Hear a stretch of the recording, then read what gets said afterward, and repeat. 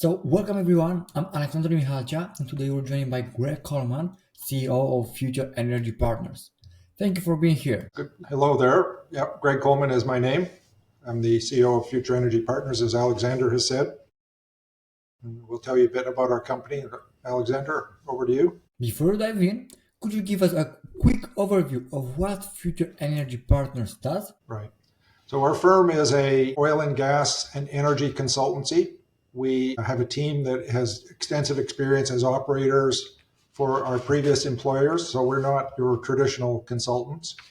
We work on everything from accessing new oil and gas licenses through to the development of those into operations, and eventually, if need be, we can get into the decommissioning.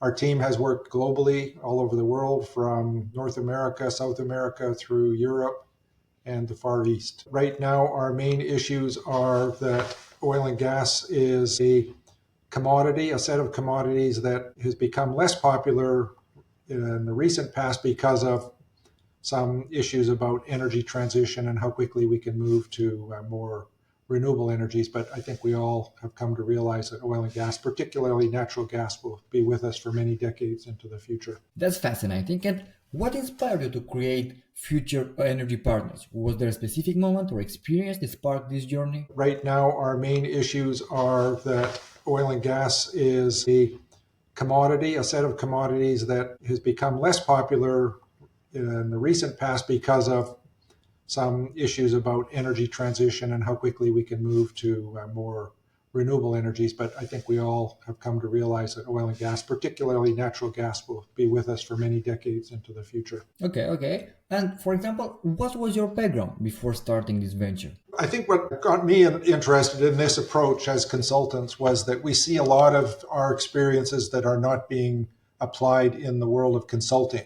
A lot of consultants don't really have the kind of industry knowledge and operator perspective that we think we bring to the table. Obviously, risk management is key in any industrial activity, and my colleagues and I all have extensive experience in managing those kind of risks that our previous employers encountered and how we dealt with them. We made some mistakes, of course. Some things didn't go as well as we would have liked, but we've learned from those mistakes, and we think we can apply that to companies and entities and regulators, national companies that are now getting into the business in 2025 and beyond. So I'm a petroleum engineer. I started working several decades ago in Canada, where I graduated from university. I have worked extensively around the world, and of course in the United States as well as Canada, Venezuela, Europe, Norway, and traveled extensively with my employers to pretty much every country where BP and my particularly BP operated. When I left BP, I retired from BP several years ago now. I was the head of HSE and security for the company, but before that I'd done a number of petroleum engineering and asset management jobs. And it's that kind of experience, I think, which could be and should be very valuable to our clients in 2025. So let's go back to when you first started. What major challenges or gaps did you see in the market that made you think this needs to be solved? What I think, looking back, we've been in business now for nearly a dozen years. What we see now and what we saw then was that many operators today don't really understand the risks that they're having to deal with, and they don't manage them and deal with them in a way that is going to have a sustainable benefit. So they respond and react to things as they happen on the day, but they don't really look at the underlying risks and what they are going to have to deal with. And especially in the frontier areas where environmental and social issues are very important, those kind of issues need to be dealt with, we think, on a much more proactive basis. And there are a number of mitigations that can be put in place to enable a business to operate more successfully than a more reactive approach. And we still see that today. Many companies still are very much day-to-day operations and either don't have the financing or don't have the capability, or more likely don't have the experience of some of the things that we've learned over the many decades we've been in business. Okay, I see. And I have a curiosity by then. What unique challenges have you encountered in the UK carbon capture landscape compared to other markets? Generally, it's because they lack the experience that we've had. They tend to operate in a very narrow perspective, maybe only operate in one country or one even geography within a country. And things have changed a lot in the last 30, 40 years, where the expectations of industry, and our industry in particular, have increased and become more stringent, but we haven't necessarily adapted to those societal requirements to be successful operators.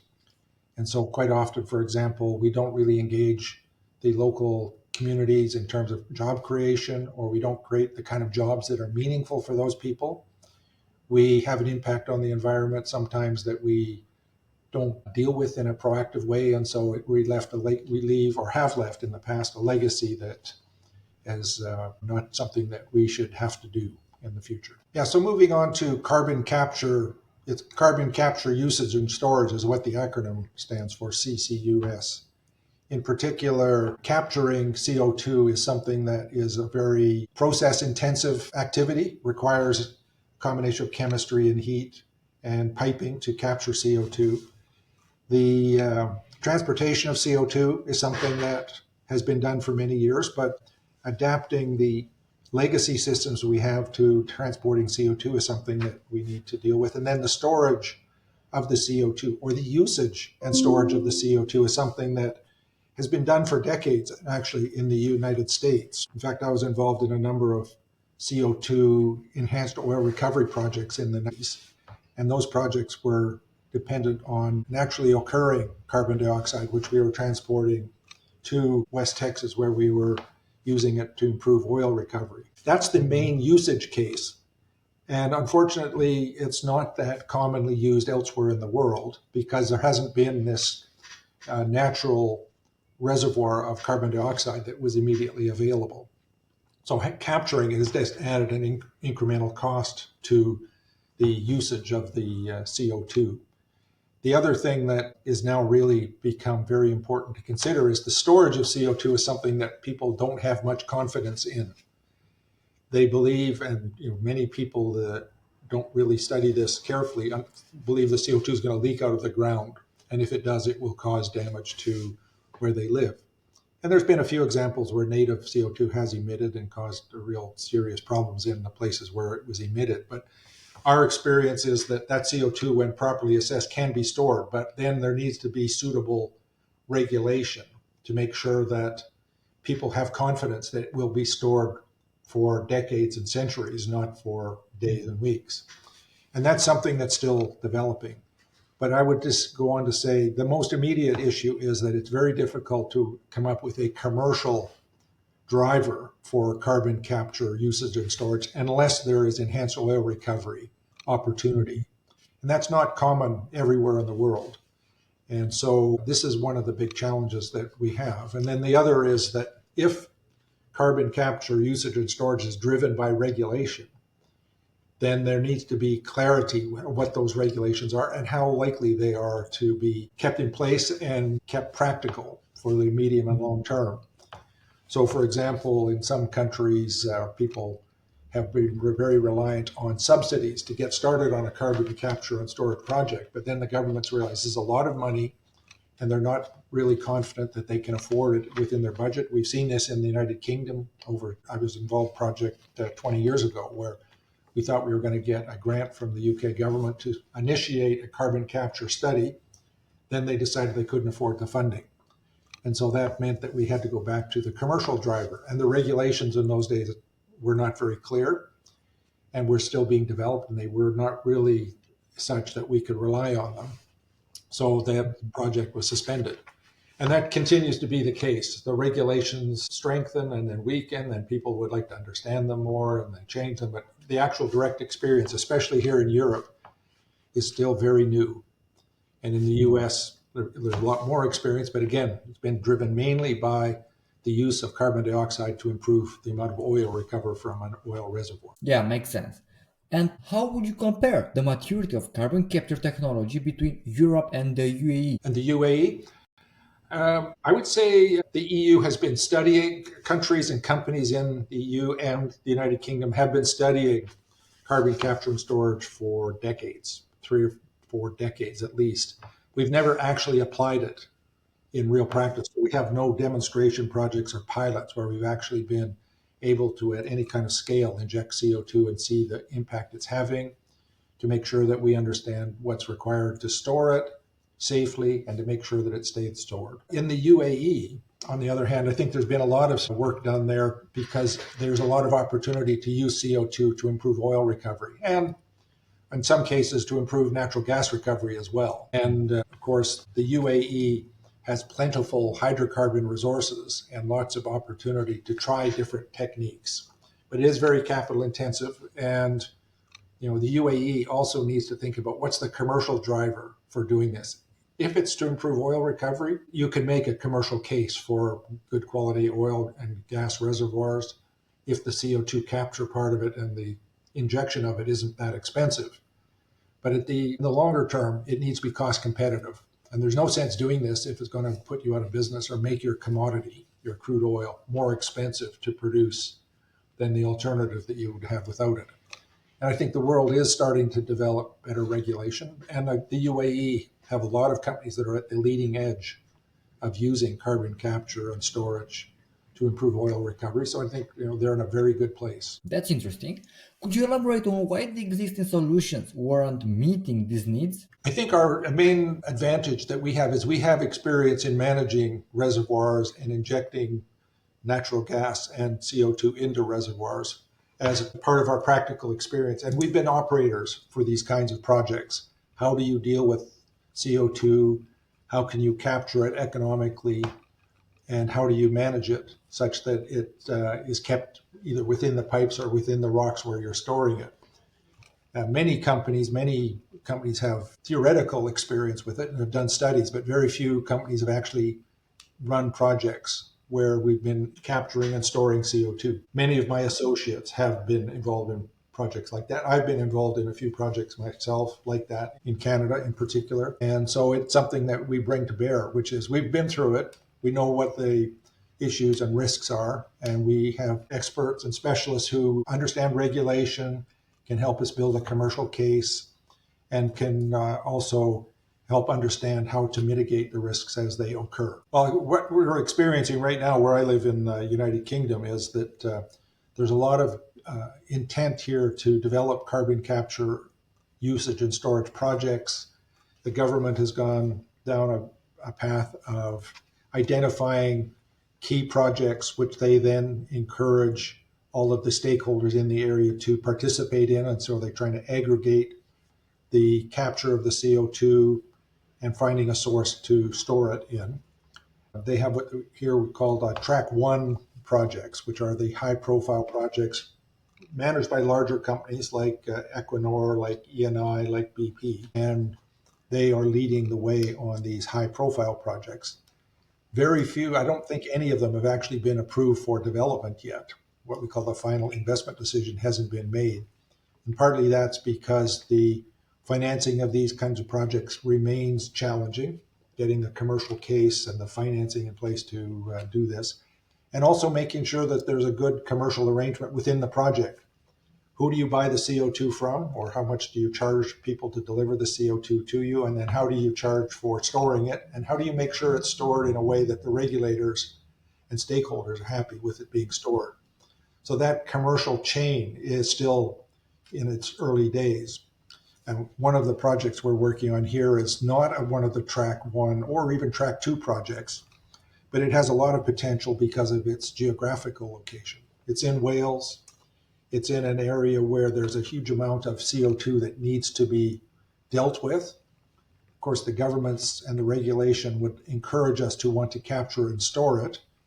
And right now, a large source of the CO2 is from the steel industry. And the current plan is to put the CO2 in a liquid form into ships and transport it to a storage site. We think there's a better alternative, which is to store it more locally. And we're creating the commercial case and the technical case to do that. But there's still risks, and we need to de-risk the project by confirming the size of the store, make sure we can get the CO2 from its source to the storage site and store it in a safe and reliable way. And that's one of the projects that we're working on. So the alternative is to put it in ships and transport it. And there are a few projects like that in Europe where the CO2 is now being shipped from its source in continental Europe to a storage site in northern Norway. there's going to be a lot of operational issues that arise, and how we deal with them as an industry is something that we need to be prepared to do. The right kind of people are available, and we have a good operator doing that. So I think that project will be a trendsetter in terms of how that's going to work in Europe. But there's a number of issues, engineering type issues, geological issues, and regulatory issues that need all come together to make this a viable project.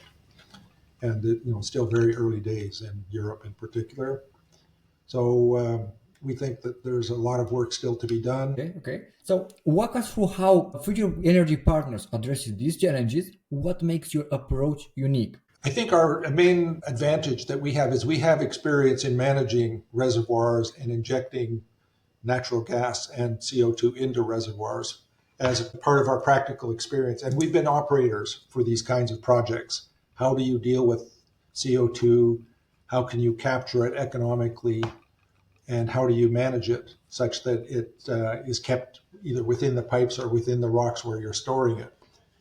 Many companies have theoretical experience with it and have done studies, but very few companies have actually run projects where we've been capturing and storing CO2. Many of my associates have been involved in projects like that. I've been involved in a few projects myself like that in Canada in particular. And so it's something that we bring to bear, which is we've been through it. We know what the issues and risks are, and we have experts and specialists who understand regulation, can help us build a commercial case, and can also help understand how to mitigate the risks as they occur. And what's been your experience navigating both local and national funding structures? Well, what we're experiencing right now where I live in the United Kingdom is that there's a lot of intent here to develop carbon capture usage and storage projects.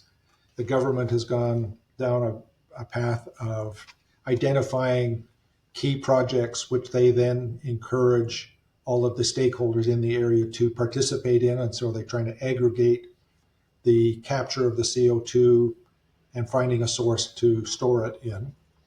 They have what here we call track one projects, which are the high profile projects managed by larger companies like Equinor, like Eni, like BP. And they are leading the way on these high profile projects. Very few, I don't think any of them have actually been approved for development yet.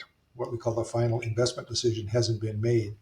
And partly that's because the financing of these kinds of projects remains challenging, getting the commercial case and the financing in place to do this, and also making sure that there's a good commercial arrangement within the project. Who do you buy the CO2 from, or how much do you charge people to deliver the CO2 to you? And then how do you charge for storing it? And how do you make sure it's stored in a way that the regulators and stakeholders are happy with it being stored? So that commercial chain is still in its early days.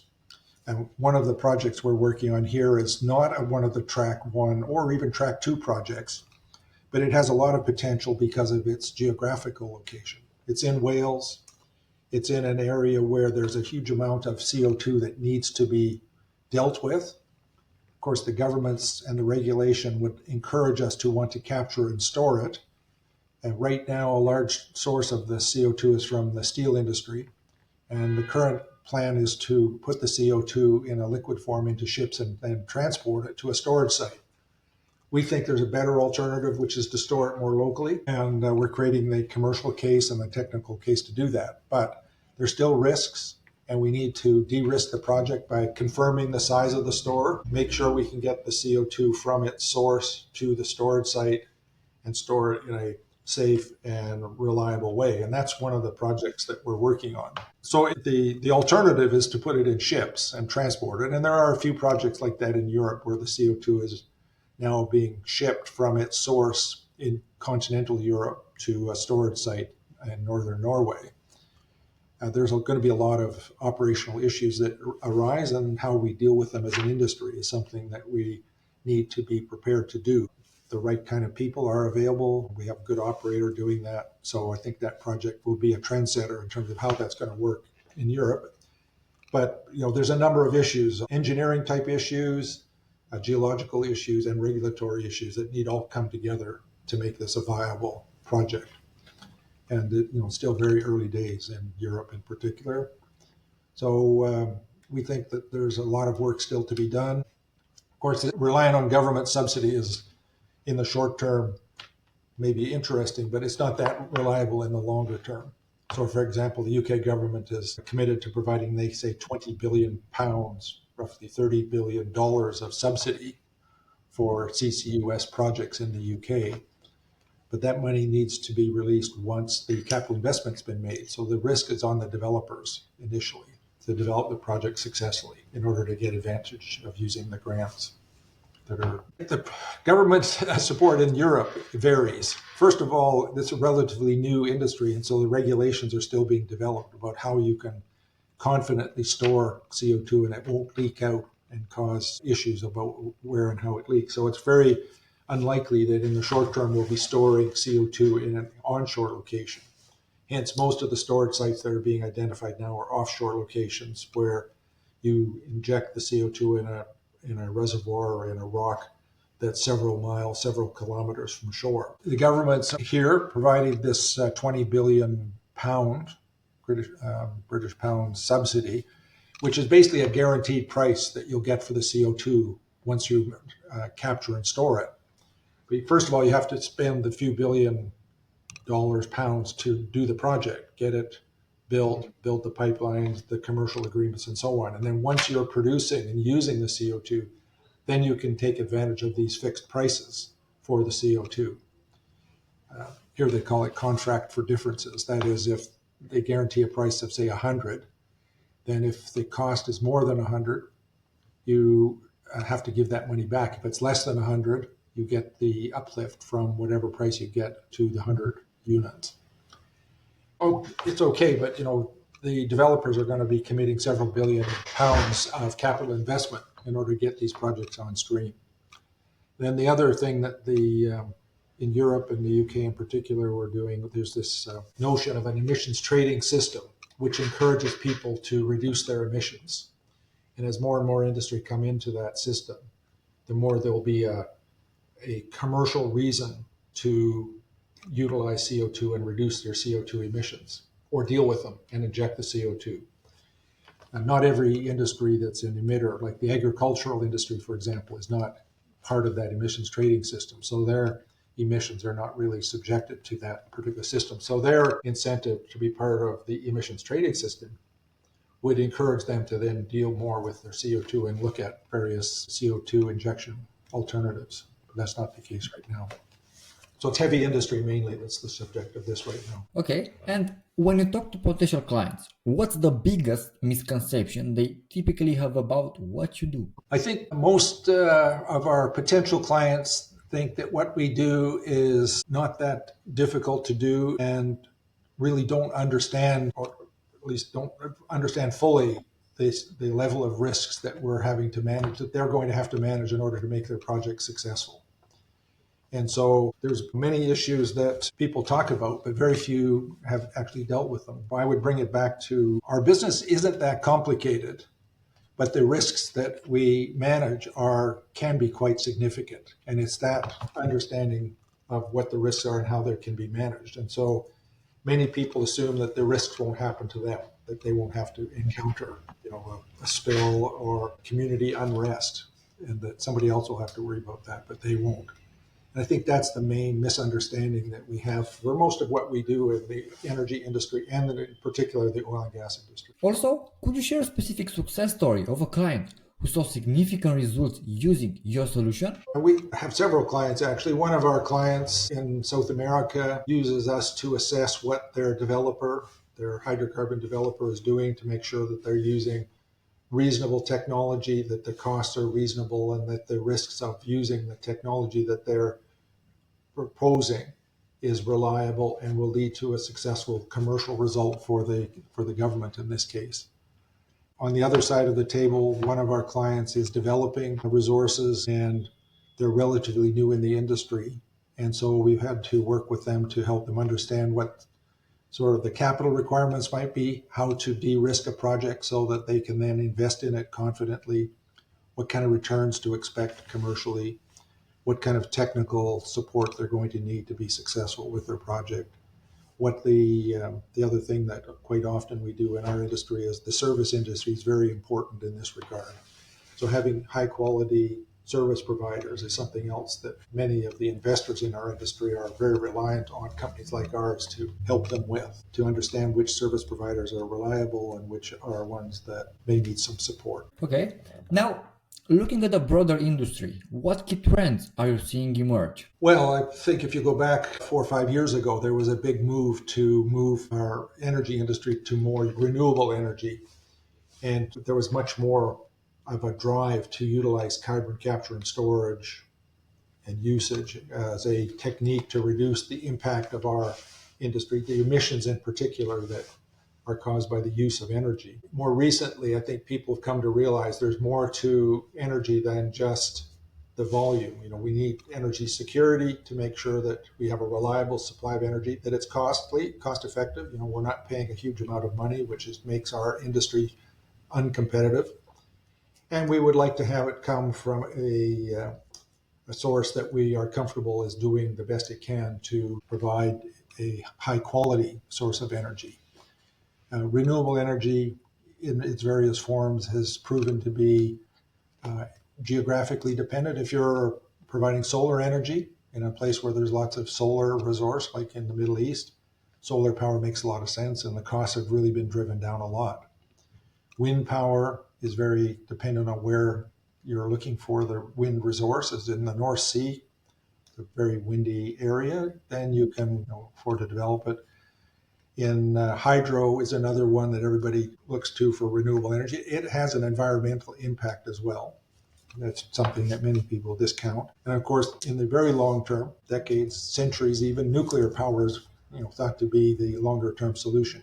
It has also environmental issues as well, because you have to do something with the spent fuel. And this is something we've been living with for decades now in industry, is what do you do with the spent fuel from nuclear reactors. So there's been a move to go more to renewable energy. I think people now realizing cost, quality, reliability are factors that need to be taken into account. You can't lean on just one, go entirely in that direction to, let's call it clean energy, and forget you need reliable energy and it needs to be cost effective. So you have to balance these three pillars to make sure you get a reasonable and longer term solution. Having to change course just because somebody has decided to change their mind about how much they're prepared to pay or not. Yeah, right. And which market trends in carbon capture storage excite you most right now? Well, what we see, larger companies can take a longer term perspective, and they've managed through these different emphases. For example, in the United States right now, we see a lot of the environmental and social issues being suppressed. The government wants to see more industrial activity, so they're trying to reduce the amount of regulation that addresses these particular issues. But the larger companies, they still have to be, especially energy companies, their assets are operating for 20 or 30 or 40 years. So they can't afford to be changing direction every 3 or 4 years, depending on the wind. So you'll find that those companies invest for the long term and they work through these various issues and try and manage the risks as they arise.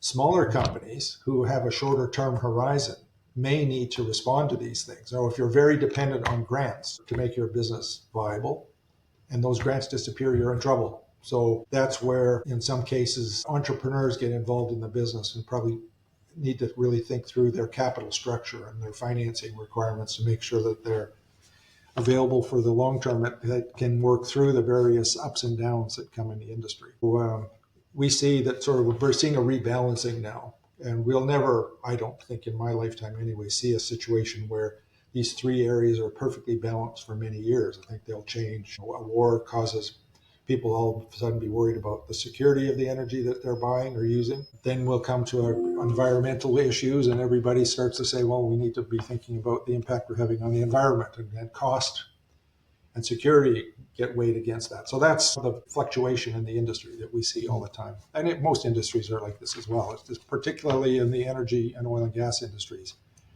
it's much more prevalent because we operate for long periods of time. Okay, and how are these trends affecting how businesses operate in your space? Well, we generally don't see breakthroughs per se. I guess the most recent example of a breakthrough is the use of fracking, hydraulic fracturing, to reduce the or to increase the productivity of wells. Hydraulic fracturing was actually invented in the 90s and is actually put into a much more systematic use in the 1990s and 2000s. That's an example of a technology breakthrough. I think the next types of breakthroughs will be technically driven reduction in cost, particularly for things like wind and nuclear. I'd say nuclear is the one that where a cost breakthrough through small and medium-sized reactors or fusion would make a huge difference. But we've been working on fusion for many decades, and we're still not at the place where it can be confidently deployed to get nuclear operating at scale. Those are the kind of breakthroughs, and they generally emerge out of academic institutions or research units that are developing these things. And many of these technologies never materialize. And then one day a commercial opportunity arises and someone uses it and then figures out how to scale it up. Artificial intelligence, nowadays everybody thinks it's the answer to everything. It might be, but artificial intelligence requires on having data.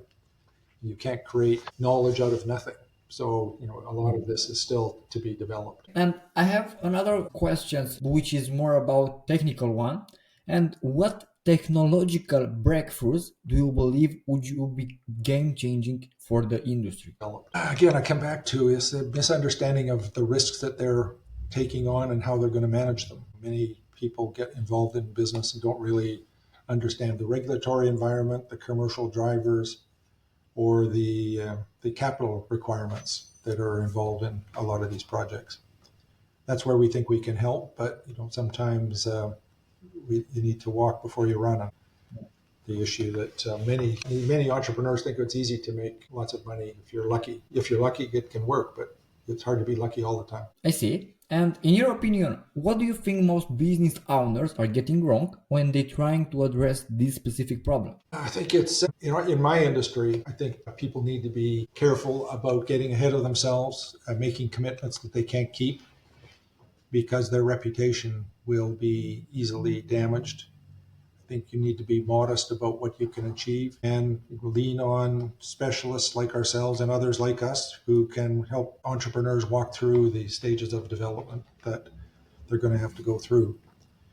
And quite often their competitive landscape changes as well. And so there'll be a dramatic change, for example, in the commodity prices that will change who's successful and who's not. And if commodity prices are high, a lot of capital will flow in to the industry, our industry, and then it changes. And then all of a sudden people who got overcommitted are struggling with the amount of debt that they've taken on. Also, what advice would you give to business owners who want to stay ahead of these changes? It's really being careful about your financing structure in that particular case and the stage you're at in your project. Okay, so as a wrap up, what's next for future energy partners? Any exciting developments on the horizon? I think for us, the most exciting thing is there are a lot of development opportunities in the world in Africa.